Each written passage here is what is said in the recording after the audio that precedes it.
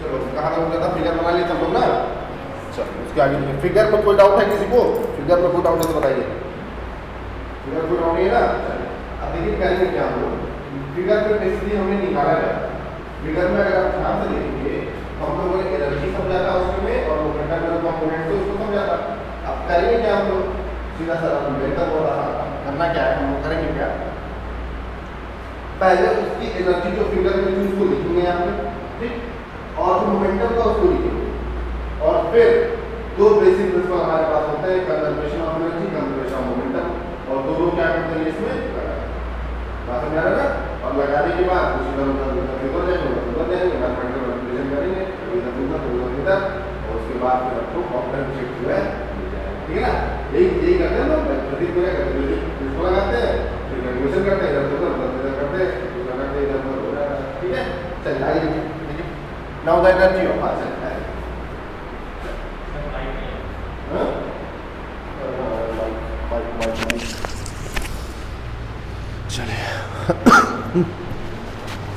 चलिए now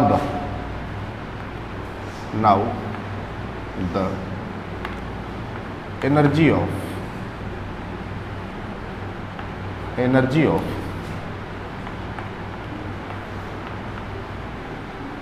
incident photon, now the energy of incident photon, ठीक है ना। इंसिडेंट फोटोन की बेटा एनर्जी कितनी हो जाएगी बताओ।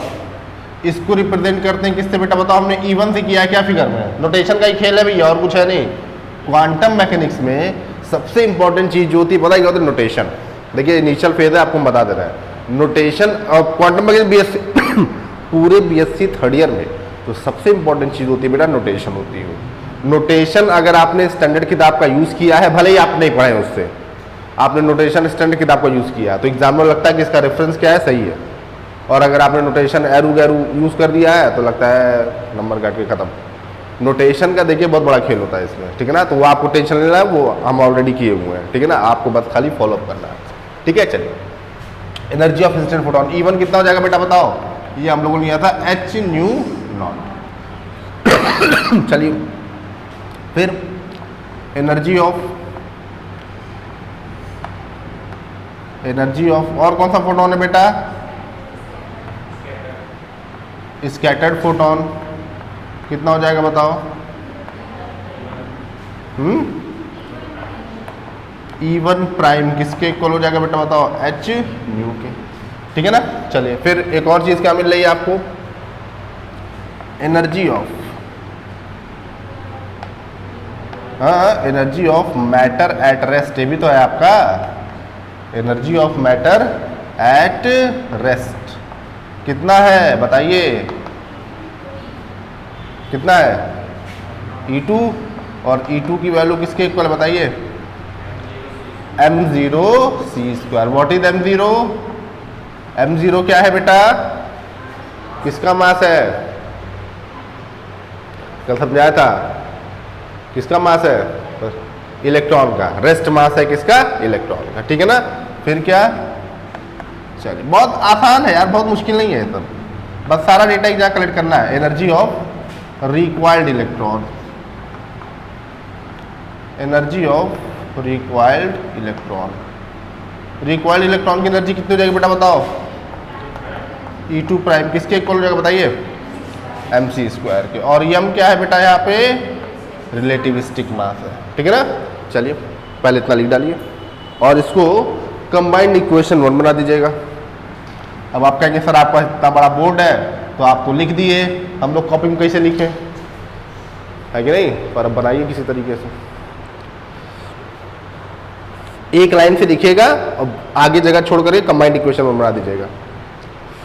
जल्दी करिए जल्दी करिए जल्दी करिए जल्दी करिए। देखिए बहुत आसान लगेगा आप लोगों को, सब दिक्कत नहीं होगी बिल्कुल भी, बस कॉन्सेप्ट पकड़ के चलिए। क्वांटम मैकेनिक्स में अगर कॉन्सेप्ट आपका क्लियर है बेटा, किसी लेवल का इंटरव्यू आपको रुक नहीं सकता, चाहे IAS का हो चाहे PCS का हो, अगर फिजिक्स से ऑप्शनल लिया आपने तो, और चाहे PGT TET दे रहे हो आप।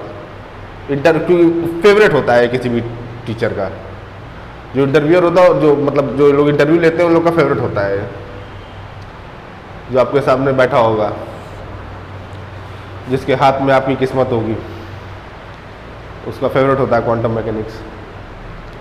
एक एक कॉन्सेप्ट इसलिए हम क्लियर करते हुए चलेंगे आप लोग का, ताकि आप लोग को कहीं से भी कोई दिक्कत समझने में ना हो। बस डेली करना क्या है, घर पे जाके बेटा रिवाइज करना है, और वही नहीं कर पा रहे आप लोग।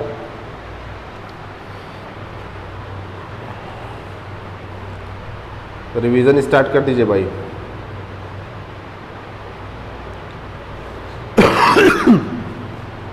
चलिए, तबीयत खराब होती रहेगी, कोई टेंशन नहीं है।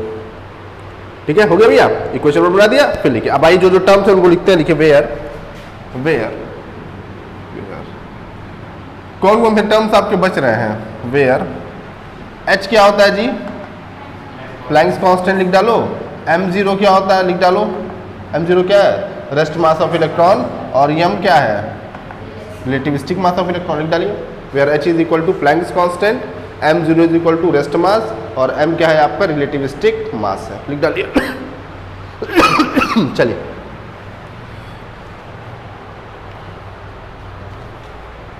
हो गया भैया? चलिए, जल्दी करिए, जल्दी करिए, जल्दी करिए, जल्दी करिए, जल्दी करिए, जल्दी करिए, जल्दी करिए, जल्दी करिए, जल्दी करिए।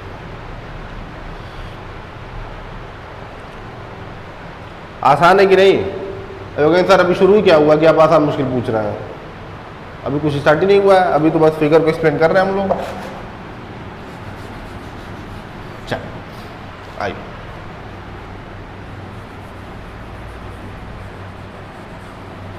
आप लोग मिटाइएगा कॉपी में।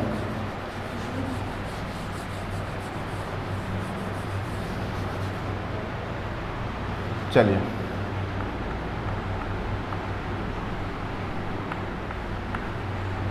चलिए, मोमेंटम ऑफ इंसिडेंट फोटोन कितना है बेटा बताओ?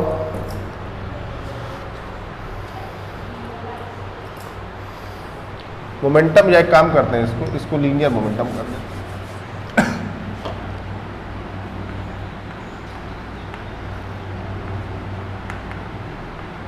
लीनियर मोमेंटम, लीनियर मोमेंटम कितना है बेटा बताओ? इसको किससे रिप्रेजेंट किया गया है? P1 से, स्मॉल की कैपिटल स्मॉल, ठीक है ना? और h न्यू नॉट बाई क्या करते हैं यहाँ पे? c कर दें, ठीक है ना? चलिए, फिर यहाँ पे लीनियर मोमेंटम ऑफ, बहुत आसान है यार ये सब। Linear momentum of scattered photon कितना है बेटा, यहाँ बताओ?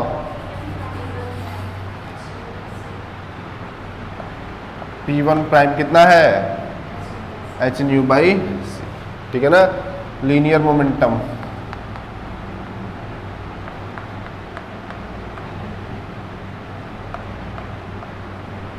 ऑफ मैटर एट रेस्ट कितना? P2, और P2 कितना है? कंफर्म? क्यों जीरो है? क्योंकि रेस्ट पर है। चलिए, जीरो। और बताइए, और बताओ मेरे होनहार बच्चों। Linear momentum, linear momentum of required electron कितना बेटा? P2 prime. चलिए, कितना है बाबू? P2 प्राइम, ठीक है ना? और ये कितना बेटा बताओ? m इंटू, छाप दीजिए, इसको इक्वेशन 2 बना दीजिएगा। देखिए, मेरे लिए तो आसान था।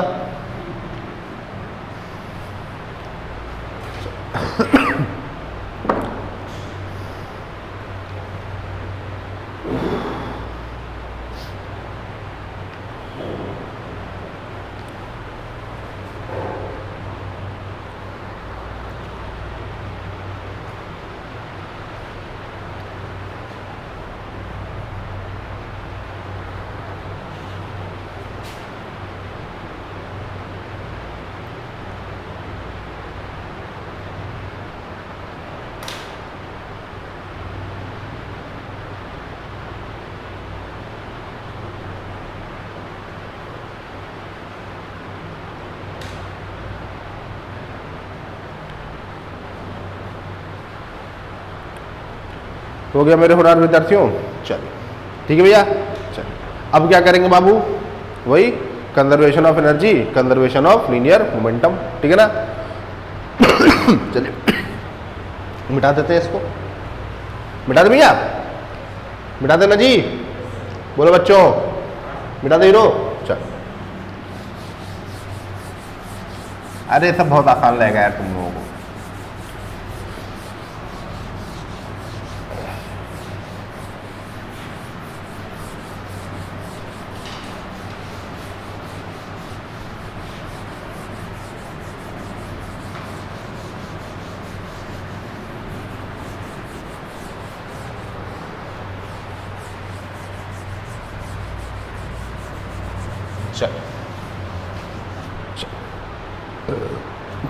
Bye principle of from conservation of energy, from conservation of energy, from conservation of energy, conservation of energy,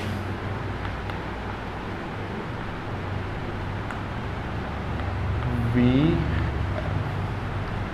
अब देखिए दो सिचुएशन हमारे पास है, दो सिचुएशन हमारे पास है। पहली सिचुएशन क्या बेटा, पहली सिचुएशन कोलिजन के पहले वाली है, मतलब टकराने के पहले वाली है। दूसरी सिचुएशन टकराने के बाद वाली है। ठीक, तो टकराने के पहले वाली को हम कहाँ रखेंगे, लेफ्ट साइड पे, टकराने के बाद वाले को कहाँ रखेंगे, राइट साइड में। ठीक है ना, तो कोलिजन से पहले एनर्जी कितनी है बेटा बताओ, E1 प्लस E2 है।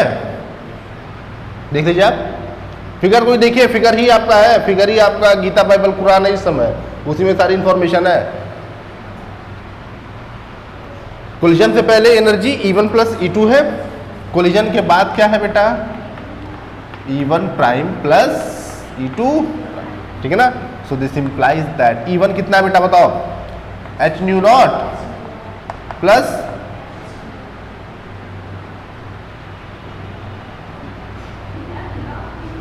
m नॉट c स्क्वायर ना भाई, समझिए पहले आप, फोटोन की एनर्जी स्कैटर्ड होने से पहले, इंसिडेंट फोटोन की energy matter at rest is equal to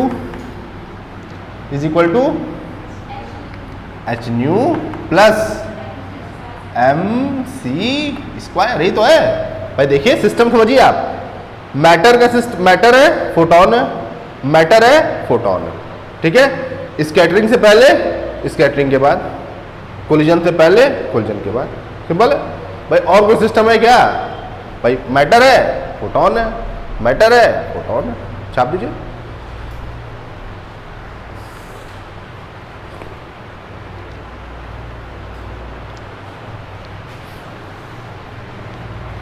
law of conservation of energy कर दीजिएगा, from law of conservation of energy.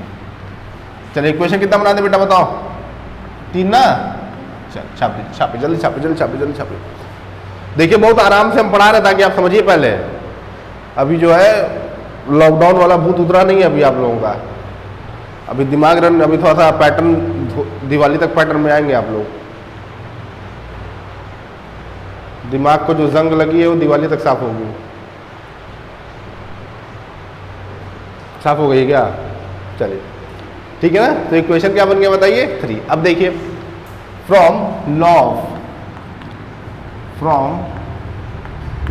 Of conservation of momentum, अब ये आप लोग बताएंगे, from law of conservation of momentum,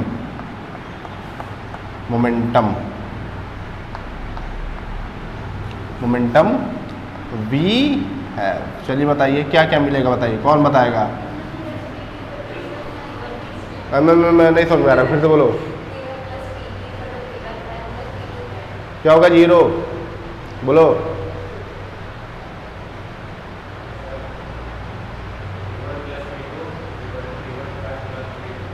ना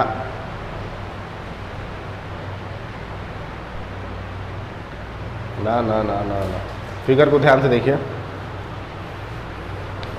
देखिए मोमेंटम की 2 डायरेक्शंस पॉसिबल है, तो दोनों डायरेक्शंस में कंजर्वेशन लगाएंगे अपना। और कौन कौन सी दो डायरेक्शंस है वो, एक डायरेक्शन है डायरेक्शन ऑफ इंसिडेंट फोटोन और एक डायरेक्शन है उसके परपेंडिकुलर। ठीक है ना, तो डायरेक्शन भाई मोमेंटम कैसी क्वांटिटी है, वेक्टर क्वांटिटी है, उसमें डायरेक्शन का बेटा क्या करना पड़ेगा, ध्यान देना पड़ेगा। हालांकि मैग्नीट्यूड यहाँ पर हम लेंगे पर डायरेक्शन को हम जो कंपोनेंट जिस डायरेक्शन में है उसको एक इक्वेशन में क्या करेंगे, हम लिखेंगे। इंसिडेंट वाली डायरेक्शन में जो है उसको लिखेंगे, परपेंडिकुलर डायरेक्शन में जो उसको क्या करेंगे, लिखेंगे। मतलब एक डायरेक्शन में एक बार कंजर्वेशन लगाएंगे, एक बार इंसिडेंट डायरेक्शन में लगाएंगे बेटा, एक बार कहाँ लगाएंगे, परपेंडिकुलर में। बात समझ आ रहा है? चलिए, तो पहले डायरेक्शन ऑफ इंसिडेंट फोटोन में देखिए, डायरेक्शन ऑफ इंसिडेंट फोटोन देखिए। अब देखिए डायरेक्शन ऑफ इंसिडेंट फोटोन में देखिए, कोलिजन से पहले मोमेंटम कितना है फोटोन का, देख के बताइए। h nu not by c, ठीक। कोलिजन से पहले मैटर का मोमेंटम कितना है, 0, 0, ठीक। कोलिजन के बाद कितना है बेटा, उस डायरेक्शन में जिस डायरेक्शन फोटोन इंसिडेंट हुआ कितना है, ये देखिए हो जाएगा आपका h nu by c cos phi, यही है क्या, ठीक है ना। ये किसका है, फोटोन का, ठीक। प्लस इलेक्ट्रॉन का कितना हो जाएगा बेटा, या मैटर कितना हो जाएगा, mv cos थीटा, ठीक है भैया। चलिए, ये किस डायरेक्शन में है, along direction of incident photon, along direction of incident photon, ठीक है बाबू। चलो छाप दीजिए, जल्दी छापिए, जल्दी छापिए, जल्दी छापिए, जल्दी छापिए, जल्दी छापिए।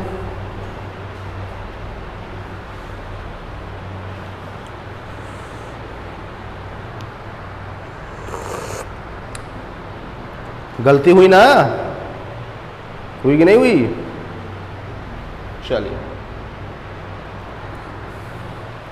ऐसे ही गलती करते करते सीखना है। यहां गलती अलाउड है, एग्जाम में गलती अलाउड नहीं है। और सबसे बड़ी बात है, सोचना सीखिए, कैसे हो रहा है, क्या हो रहा है, सोचने बेटा आना चाहिए एकदम।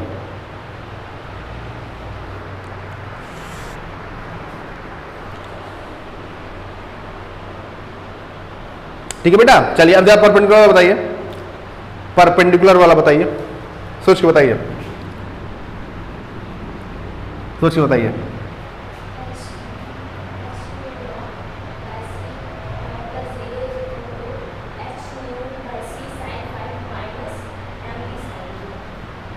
बताओ जी, फिगर को ध्यान से देखिए।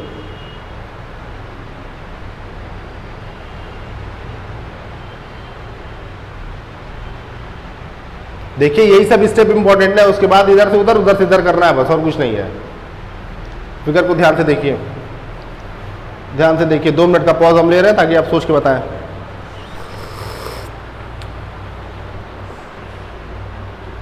इसको इक्वेशन 4 कर दीजिएगा। चलिए सोचो सोचो सोचो, बोलो बोलो बोलो, डर नहीं बोलो।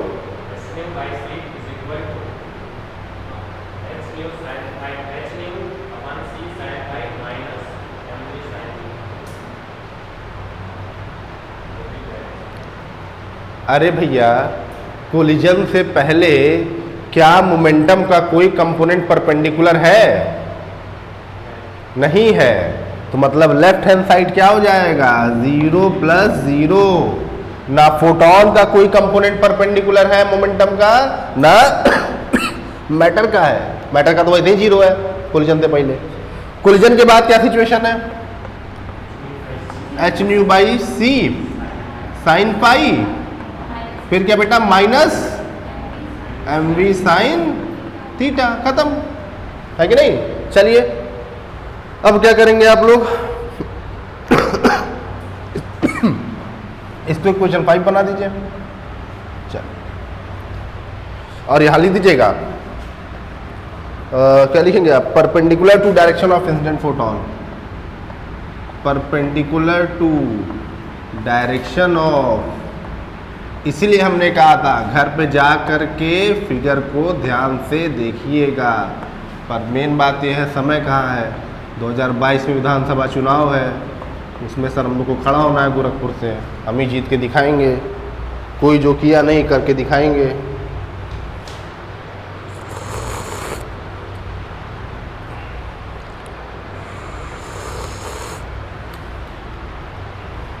आसान है कि नहीं, यार सर तब क्यों नहीं हो रहा था? चलिए, अभी तक आपने क्या किया? बेसिकली अभी तक आपने सारा डेटा कलेक्ट कर लिया, ठीक है ना। इक्वेशन 5 तक आपने जो भी डेटा पॉसिबल था उसको क्या किया? कलेक्ट कर लिया। अब डर्टी अलजेब्रा शुरू होगा, इधर से उधर से इधर करना है, बस मैथमेटिकल मैनिपुलेशन स्टार्ट होगा। चलिए आइए, मिटा दो बेटा। चल,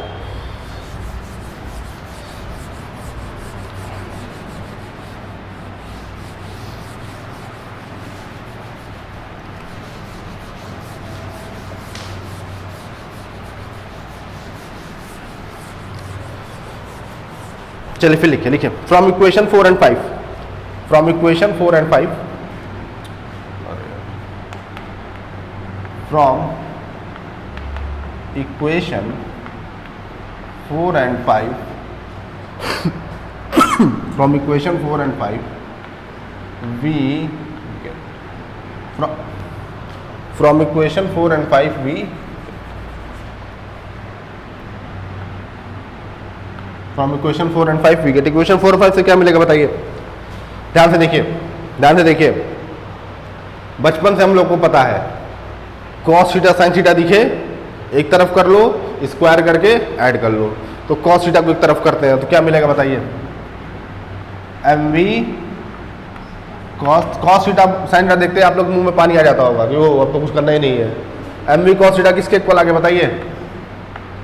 H nu not by C minus H nu c cos phi. इसको चलिए इसको इक्वेशन 6 बना दीजिए, ठीक है। एंड इक्वेशन 5 से क्या मिलेगा बाबू बताओ? एम बी साइन थीटा किसके इक्वल बताइए? H nu by c sine phi. इसको क्या बना दे बेटा? इक्वेशन 7। और अब समझाने की जरूरत है क्या करना है? नहीं, स्क्वायर करके ऐड कर देना है। चलिए लिखिए squaring and adding, squaring and adding, इसे बचपन से करते आ रहे हैं आप लोग। Squaring and adding equation 6 and 7 we get, क्या मिलेगा बेटा इक्वेशन 6 और 7 से? बताओ तो जरा बिठा दे इसको। चल क्या मिलेगा बताइए भैया? देखिए स्क्वायर करके आप ऐड करेंगे तो लेफ्ट हैंड देख लीजिए, समझ लीजिए पहले देखिए स्क्वायर करके आप ऐड करेंगे तो लेफ्ट हैंड साइड में क्या आ जाएगा? M square we square cos square theta, M square we square sine square theta. Add कर दिया, cos square theta plus sine square theta कितना होता है? 1 होता है। इसमें ये डाउट है? चलिए क्या हो गया बताइए? लेफ्ट हैंड साइड में क्या बचा आपके पास? एम स्क्वायर वी स्क्वायर, और राइट हैंड साइड में क्या बचा बेटा? H nu not by C minus H nu by C cos phi का whole square plus h square nu square सी स्क्वायर साइन स्क्वायर फाई। छाप दीजिए, ठीक है। a माइनस बी का होल स्क्वायर कितने लोगों को आता है? सबको आता होगा। चलिए अब देखिए, आता है ना भैया? कोई बताना पड़ेगा क्या आता है बताइए? H nu not by C minus H nu by C cos square five, A square plus B square minus 2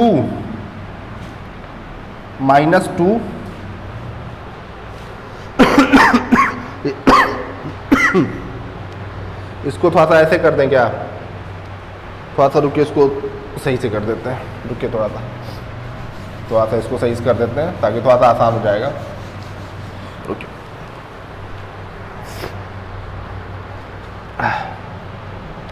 देखिए एक चीज़ समझिए पहले। देखिए ध्यान से मेरी बात समझिए, ध्यान से मेरी बात समझिए, छोड़िए इसको। देखिए H by C H square by C square common ले सकते हैं हम।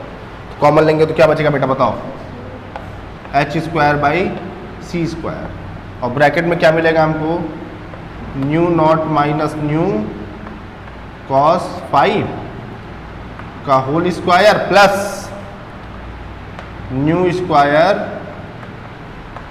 Sign square 5। Is it okay? Okay, चलिए ठीक है भैया। चलिए अब देखिए, this further implies that M square we square C square को एक तरफ कर दिया, एच स्क्वायर को छोड़ दीजिए, क्या बचा बताइए, nu minus nu naught cos pi का whole square plus nu square sine square 5। छाप दीजिए छाप दीजिए छाप दीजिए छाप दीजिए।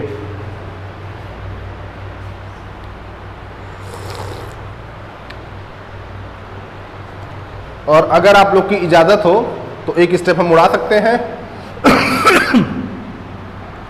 अरे इधर न्यू नॉट होगा, इधर न्यू होगा ना, इधर न्यू नॉट होगा ना, इधर न्यू होगा, ठीक है। अगर आप लोग की इजाजत हो तो एक स्टेप हम उड़ा सकते हैं क्या?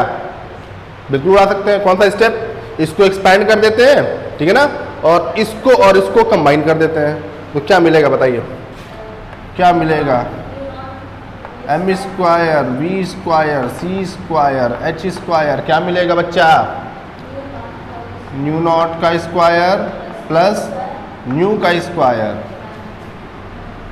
माइनस 2 न्यू नॉट कॉस 5 मिलेगा। क्या? छाप दीजिए। आसान है मुश्किल है? बहुत आसान है। अब क्या चाहिए भाई, बच्चे जान लेंगे। अब इससे आसान क्या हो सकता है? इससे आसान है एक पेपर कॉपी, सादी कॉपी छोड़ दीजिए। इक्वेशन कितना बना देंगे बेटा इसको, कितना बना देंगे बाबू, 8। छापिए छापिए छापिए जल्दी छापिए। चलो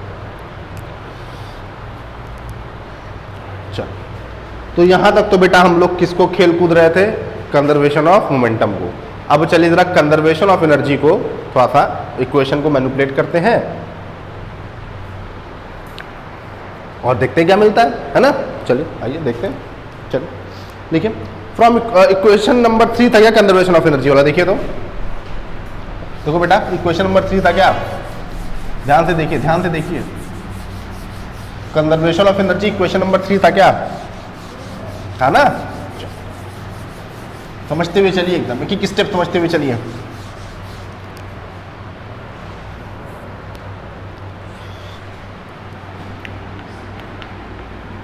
from equation 3 we get, equation 3 से क्या मिल जाएगा बताइए, इक्वेशन 3 को हम ऐसे लिख सकते हैं क्या, हम ऐसे लिख दे रहे हैं, M C square is equal to H nu naught minus H nu plus M zero C square. Equation 3 को ऐसे लिखा जा सकता है क्या, जरा ध्यान से देखिए तो, जरा ध्यान से देखिए, बिल्कुल लिखा जा सकता है भाई। इक्वेशन 3 था क्या आपका, H nu naught plus M zero C square किसके इक्वल था, H nu plus M C square के, तो एम सी स्क्वायर को एक तरफ छोड़ दिया है, बाकी सबको एक तरफ लेते हैं, है कि नहीं, ये इक्वेशन 3 था। चलिए खैर, अब बताइए अब क्या करेंगे आप, हाँ अब चलिए अब लिखिए squaring we get, squaring we gate,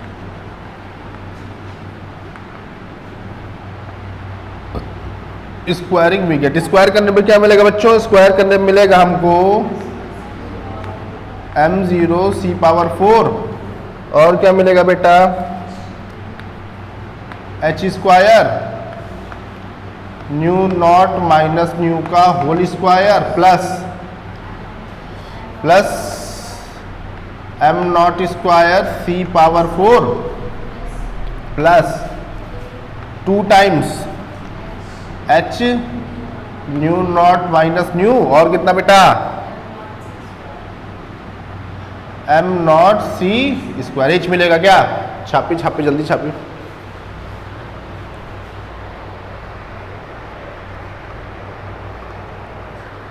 इसको बेटा क्या बना दीजिए, क्वेश्चन नंबर 9।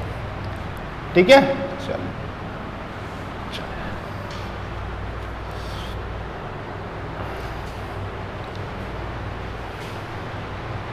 आसान है, मुश्किल है?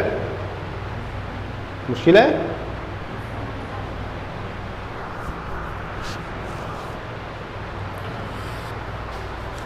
कॉलेज में क्वांटम मैकेनिक्स स्टार्ट हुआ कि नहीं जी तुम्हारे? तुम्हारे जी कौन पढ़ा रहा?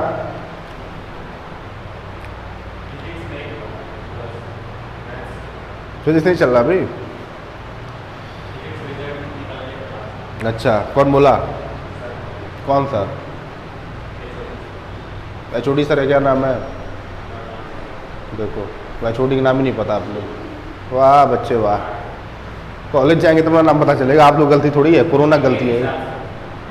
हाँ लिखिए लिखिए, subtracting equation 8 from 9, subtracting equation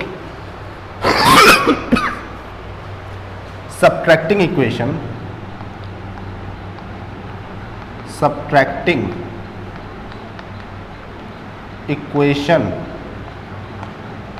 8 from equation 9, from equation 9 we 8 को किससे घटाना है बेटा? 9 से। तो घटाने का तरीका क्या होता है? लेफ्ट हैंड साइड को लेफ्ट हैंड साइड से माइनस करते हैं, राइट हैंड साइड को किससे माइनस करते हैं बेटा? राइट हैंड साइड से। तो क्या मिलेगा बेटा? लेफ्ट इक्वेशन 8 को इक्वेशन 9 से घटाना है ना। ठीक है, तो क्या मिलेगा बताइए, क्या मिलेगा बेटा? क्या मिलेगा बताइए हमको? लेफ्ट हैंड साइड में कितना मिलेगा? m square c power 4 minus m square v square c square, यही मिलेगा क्या? ठीक है, और क्या मिलेगा बताइए? और क्या मिलेगा बच्चों? हमको मिलेगा h स्क्वायर, इसको थोड़ा एक्सपैंड कर देते हैं, न्यू नॉट का स्क्वायर प्लस न्यू का स्क्वायर माइनस 2 न्यू नॉट, है ना बाबू, plus m0 square c power 4 plus, थोड़ा सा लंबा स्टेप है ये, थोड़ा सा लंबा स्टेप है, घबराने की जरूरत नहीं है, प्लस कितना मिलेगा बेटा? 2h new naught minus new m0 c square, यही मिलेगा क्या? ठीक है, माइनस क्या रहेगा बेटा? h square nu not square plus nu square minus 2 nu naught cos 5। छाप दीजिए छाप दीजिए छाप दीजिए छाप दीजिए, छाप दो बाबू, छाप दो बेटा।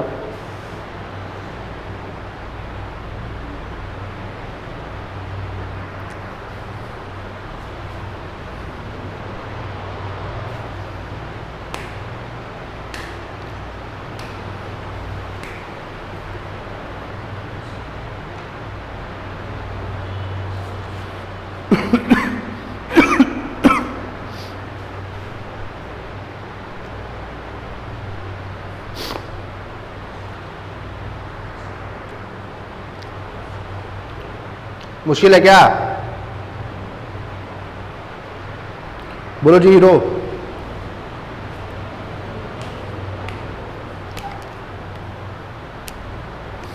हो गया बाबू? चलिए अब देखिए ध्यान से, अगर आप देखेंगे तो देखिए देखिए ध्यान से देखिए, पहले देखिए ये वाला टर्म शहीद हो गया, ये इसके साथ शहीद हो गया। ठीक है, क्या बचा? चलिए चलिए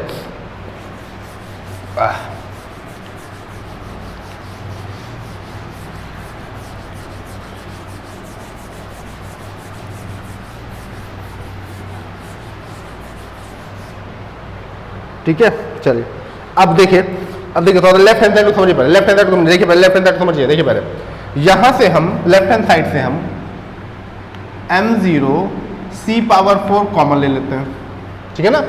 तो क्या बचेगा बताइए, 1 माइनस, अरे m0 कह रहे हैं m² तो चला गया, ठीक है ना, v² बचा रह जाएगा ना भैया। और देखिए समझिए पहले यहाँ पे बेटा c⁴ था, बाहर गया है, और यहाँ c² है, तो एक c² आपको नीचे क्या करना पड़ेगा, लगाना पड़ेगा, है कि नहीं, ठीक है। और राइट हैंड साइड में क्या बचेगा बेटा, कटने पिटने के बाद, इतनी हिंसा करने के बाद क्या बचेगा बताइए, हिंसा करने के बाद क्या बचेगा बताइए, m0² c⁴, चलिए,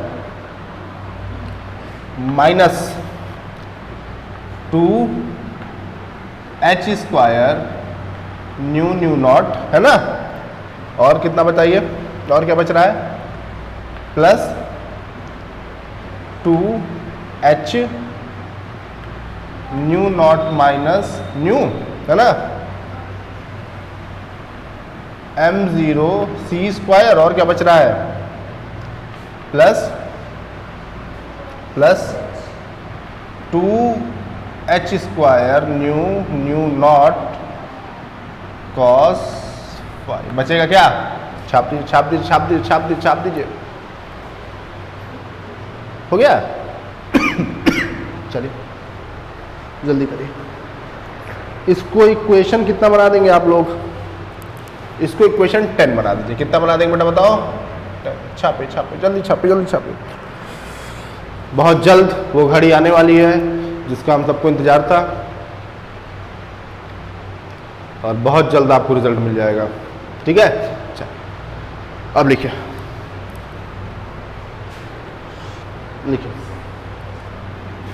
फ्रॉम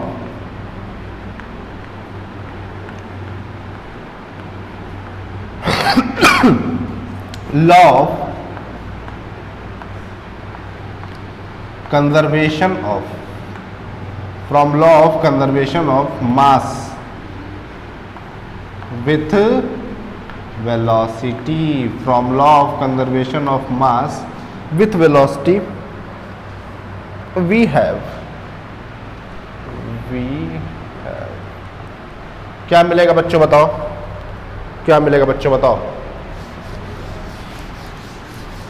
बच्चों मन के सच्चों बताओ क्या मिलेगा। Conservation of mass with velocity का क्या होता है बताइए, m की वैल्यू किसके इक्वल होती है, m0 1 माइनस v² के तीनों होता है भैया। चलिए अब देखिए कौन था ये, रिलेटिविटी में नहीं पढ़े हैं क्या आप,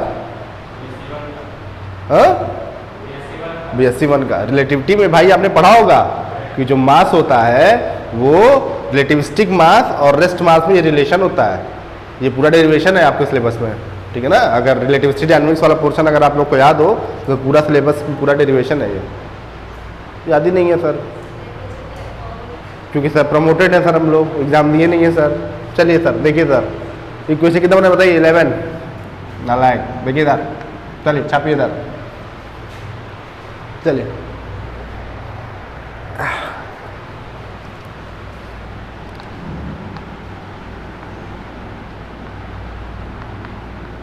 पास होते सर तब ना पता होता, अरे हाँ चुप रहो, शराब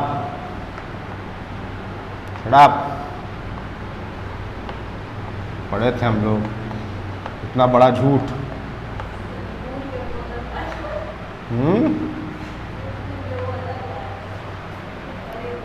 शराब।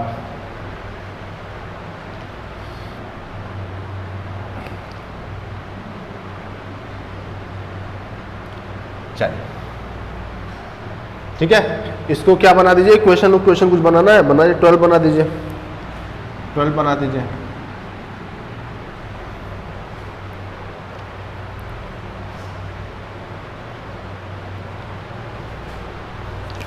न्यूटन और आइंस्टीन में देखिए ये डिफरेंस है, न्यूटन ने क्या कहा कि मास कांस्टेंट होता है आइंस्टीन ने कहा नहीं, मास भी क्या होता है, रिलेटिव होता है, वेलोसिटी के साथ क्या कर सकता है, वेरी कर सकता है, पर डिपेंड करता है, क्या डिपेंड करता है कि वेलोसिटी ऑफ पार्टिकल जो है स्पीड ऑफ लाइट के आसपास होनी चाहिए।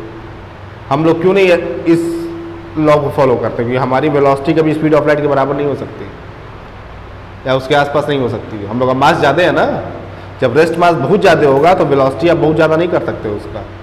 ये फॉर्मूला जो है बेसिकली वैलिड किसके लिए है, वैलिड तो खैर सबके लिए है, चाहे क्लासिकल ऑब्जेक्ट हो चाहे क्वांटम ऑब्जेक्ट हो। क्लासिकल अप्रोक्सीमेशन अगर आप लेंगे इसका, क्लासिकल अप्रोक्सीमेशन क्लासिकल अप्रोक्सीमेशन क्या हो जाता है इसका, हाँ समझ लीजिए पहले।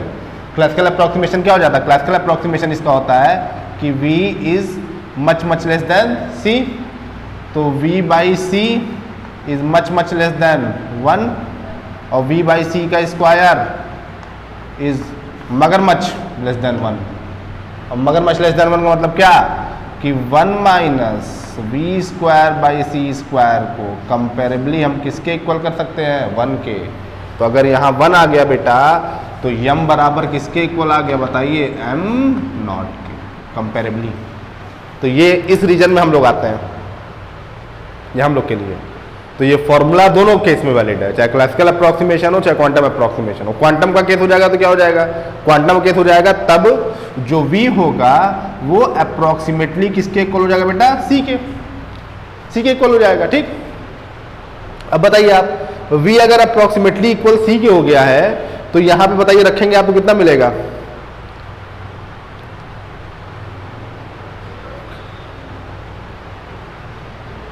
कितना मिलेगा बताइए भाई, रखिए v बाई सी कितना हो जाएगा, v by C approximately equal to 1 के, और v square by C square किसके इक्वल हो जाएगा बेटा, 1 के। तो यहां से कितना आ जाएगा आपका, m अपॉन m0 अपॉन 0, और समथिंग अपॉन 0 क्या होता है, इनफाइनाइट। कौन सा केस है ये, किसके लिए वैलिड है ये, कोई ऐसा सिस्टम बताइए जिसके लिए जिसका मास अनडिफाइंड हो।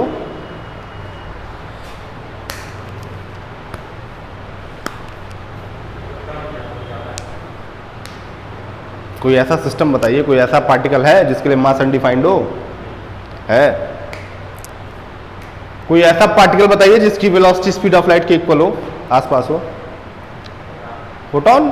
और फोटॉन का मास क्या होता है, अनडिफाइंड होता है। फोटॉन का मास आप डिफाइन करते हैं क्या, कहीं आपने लिखा पड़ा है फोटॉन का मास, फोटॉन का मास अनडिफाइंड होता है। इसके बावजूद फोटॉन मोमेंटम होता है, मास के बिना मोमेंटम होता है उसमें, मास अनडिफाइंड है उसका और मोमेंटम होता है उसका। ठीक है, चलिए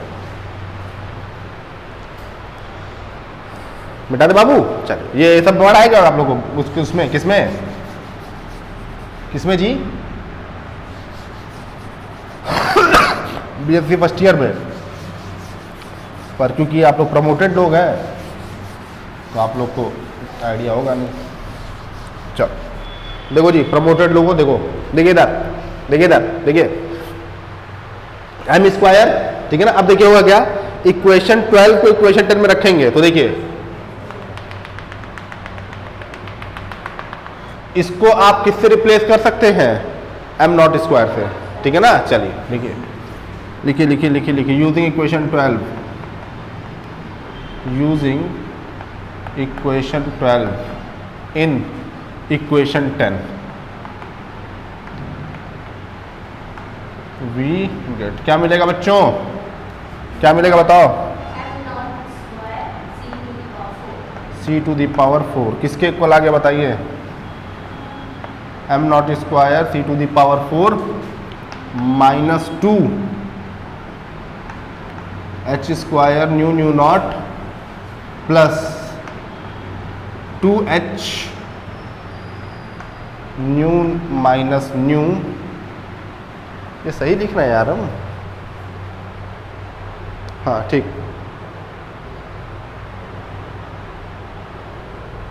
ठीक है चलिए,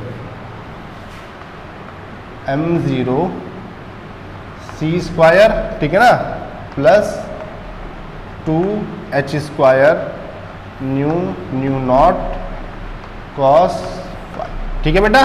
चलिए तो देखिए ये वाला टर्म पूरा इससे क्या हो गया बेटा, कैंसिल हो गया ना, बोलो बाबू, ठीक है ना। और इसको हम एक साथ कंबाइन कर दें क्या, बताइए, बोलो भैया, क्या कर दें? अच्छा कर देते हैं, चलिए देखिए देखिए पहले, ठीक है ना। तो इसको एक तरफ कर देते हैं पूरा, और जो बच रहा है उसको एक तरफ कर देते हैं, तो क्या मिलेगा बताइए, 2h new naught minus new m0 c square किसके इक्वल आ जाएगा बताइए, 2h स्क्वायर न्यू नॉट, ठीक है। यहाँ माइनस कर दीजिएगा, और यहाँ कितना बचेगा आपका, cos फाइव माइनस 1, ठीक है ना।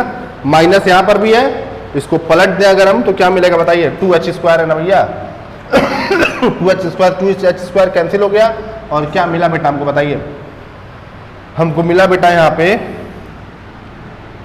न्यू नॉट माइनस न्यू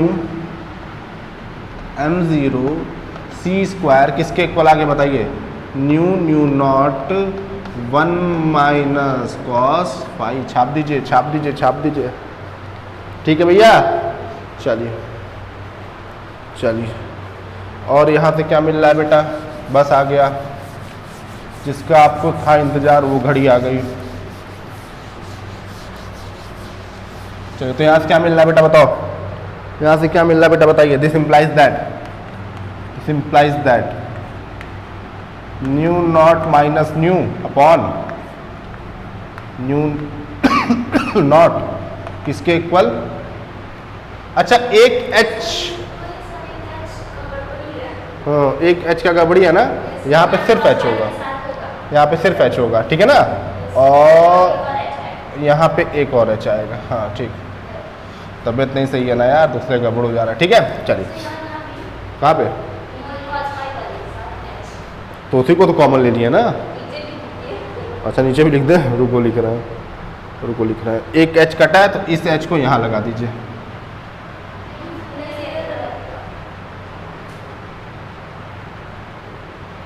कहाँ गड़बड़ी हो रहा है यार,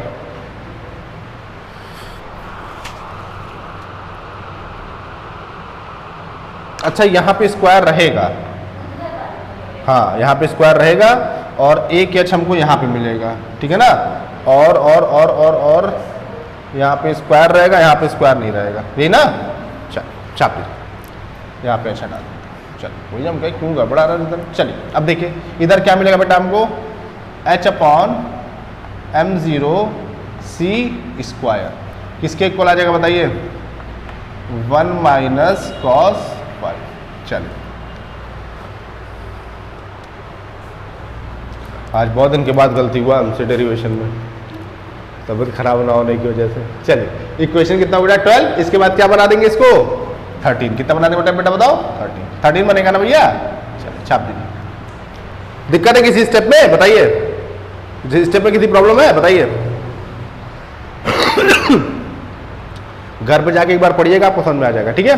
चलिए अब देखिए, सो दिस इंप्लाइज दैट, इसको तो अगर तोड़ते हैं तो तोड़ेंगे तो क्या मिलेगा बताइए, 1 upon new minus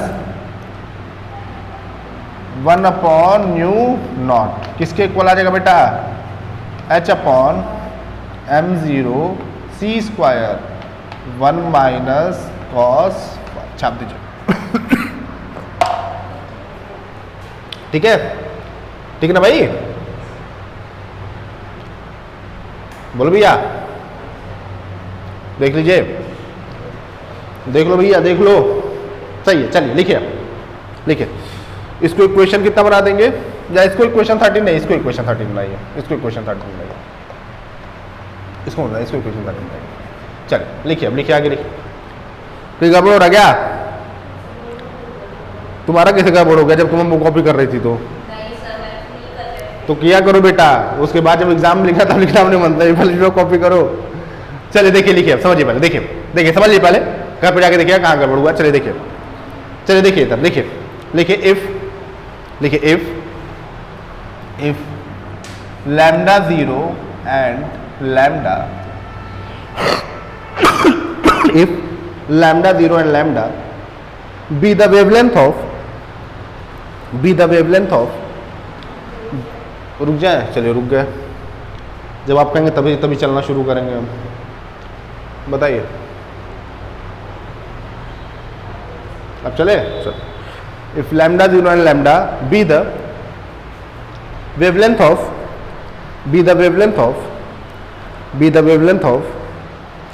incident and scattered photon, be the wavelength of incident and scattered photon, be the wavelength of incident and scattered photon,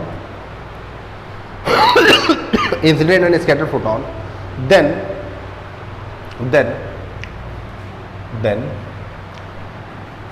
आप एक बेसिक फॉर्मूला जानते हैं ना, V is equal to F into lambda. नाम तो सुना होगा आपने, हाई स्कूल में पढ़ा होगा आप लोगों ने, है कि नहीं? तो V की जगह पे यहाँ कितना हो जाता है बेटा, C हो जाता है, F की जगह पे न्यू हो जाता है, लैम्डा लैम्डा रहता है, ठीक है ना? तो यहाँ से अगर न्यू आप निकालेंगे तो न्यू बराबर किसके हो जाएगा, C अपॉन लैम्डा के, ठीक है ना? तो यहाँ से अगर लैम्डा 0 क्या है हमारा, वेवलेंथ ऑफ इंसिडेंट फोटोन है, तो न्यू 0 किसके इक्वल हो जाएगा बेटा, C अपॉन लैम्डा 0 के, एंड न्यू किसके इक्वल हो जाएगा बेटा, C अपॉन लैम्डा के। छाप दीजिए, आसान है कि नहीं? छापिए, जल्दी छापिए, मिटा दे बाबू। चल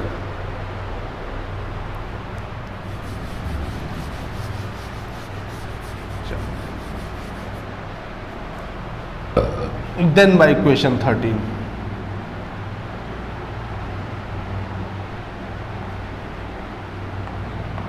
then by equation 13 इक्वेशन 13 से क्या मिलेगा बताइए, 1 अपॉन लैम्डा की वैल्यू आप रखेंगे तो कितना आ जाएगा, lambda by C. 1 upon lambda naught रखेंगे, C upon lambda 0 by C आ जाएगा, ठीक है ना? तो एक C से एक C क्या हो जाएगा, कैंसिल हो जाएगा। तो क्या मिलेगा बताइए, लैम्डा माइनस लैम्डा नॉट किसके इक्वल आ जाएगा बताइए, H upon M0C 1 minus cos pi, यही आएगा क्या, ठीक है? और देखिए क्या कॉम्पटन शिफ्ट नहीं मिल गया हम लोगों को, जी हाँ मिल गया, क्योंकि चाहिए क्या था हमको, लैम्डा माइनस लैम्डा 0, और लैम्डा माइनस लैम्डा 0 को हम क्या कहते हैं बेटा बताओ, क्वांटम शिफ्ट। अगर आप लोग को इनिशियल लेक्चर याद हो तो हमने वहां पे समझाया था, H upon M0C 1 minus cos pi. चल छाप दीजिए। इसको इक्वेशन कितना होता है, 14। चलिए तो देखिए पहला डेरिवेशन बीएससी थर्ड ईयर का कितने तक गए आप, 14, और अभी आगे कंटिन्यू होगा ये, इसके रिजल्ट अभी आगे डिस्कस होंगे। ऐसे हर डेरिवेशन में होगा, 14, 15, 20 ऐसे इक्वेशन बनेंगे हर डेरिवेशन में, 50 तक भी जा सकते हैं हम लोग। चलिए ठीक है बेटा। चल अब इंटरेस्टिंग चीज देखिए, पहले समझिए, एक सेकंड रुक जाओ बेटा, देखो इधर, अब इंटरेस्टिंग चीज समझिए। ये जो कॉम्पटन शिफ्ट हमारा आया है डेल्टा लैम्डा, वो किस पे डिपेंड कर रहा है,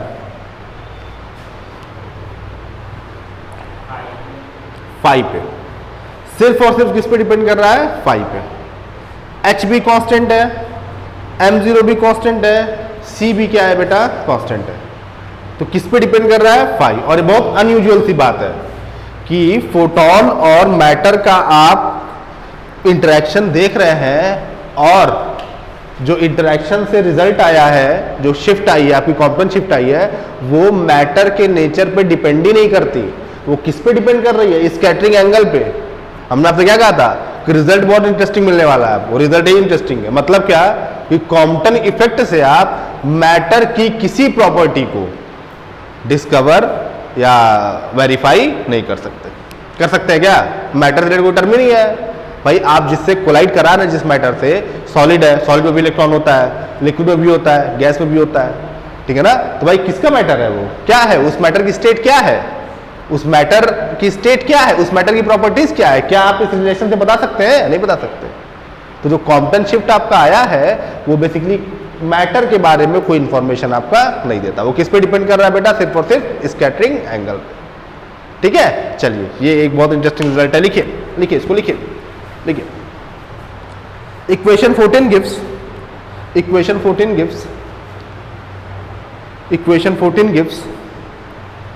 increase in wavelength of equation 14 gives increase in wavelength of equation 14 gives increase in wavelength of the photon, increase in wavelength of the photon or highly energetic light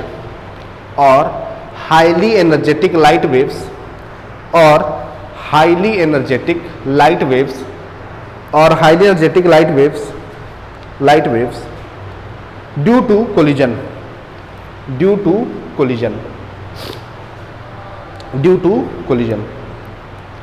such increase in wavelength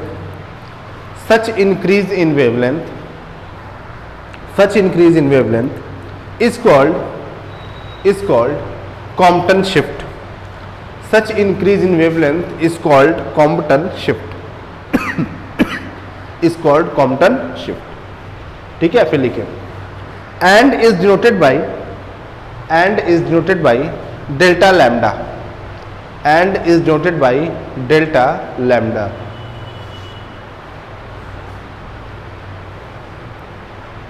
ठीक है, फिर लिखिए we see that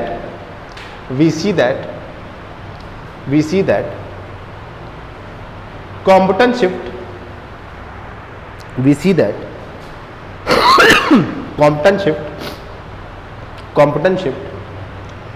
only depends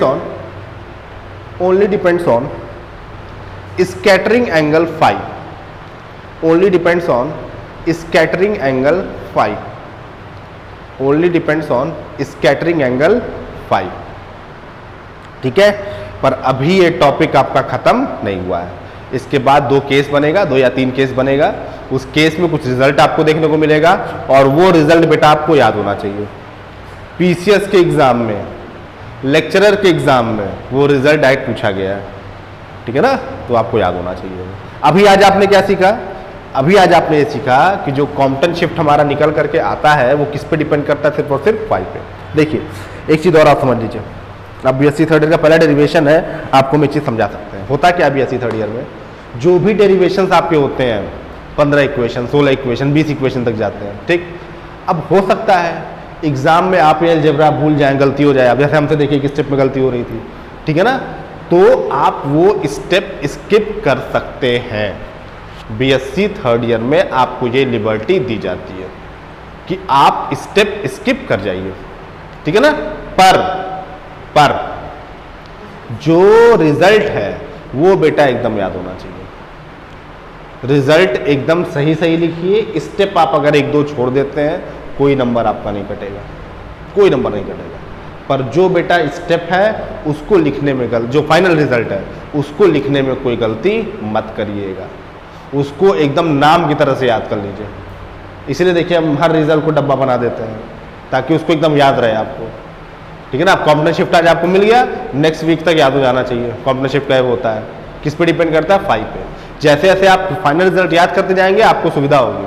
last में होता क्या है ना बेटा, लास्ट जैसे अभी 1 पेपर स्टार्ट हुआ, 2 पेपर स्टार्ट हुआ है, लास्ट में आपको 10 पेपर एक साथ दिखाई देगा, तब फिर आप गड़बड़ कर देंगे मामला।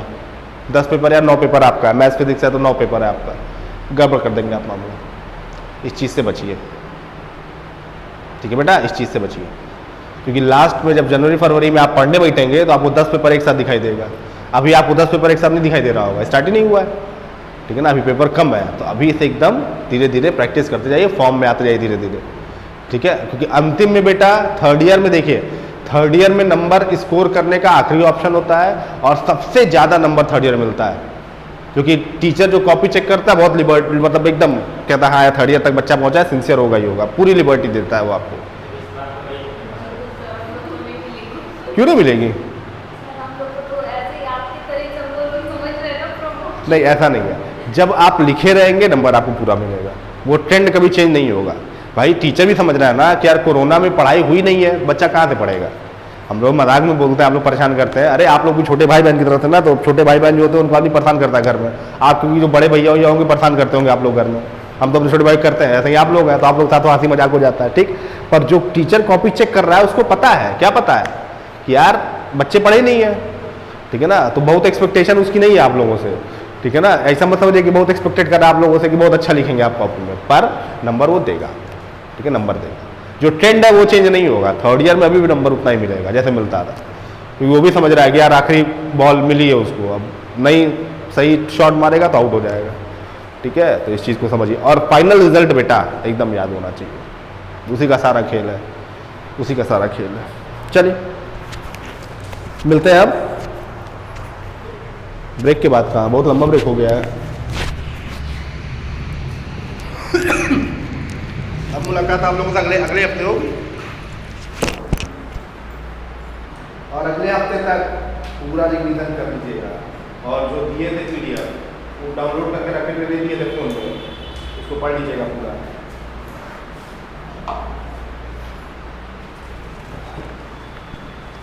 अब पढ़ करके दोस्तों डिस्कस करिएगा, और क्या होता है दोस्तों ऐसे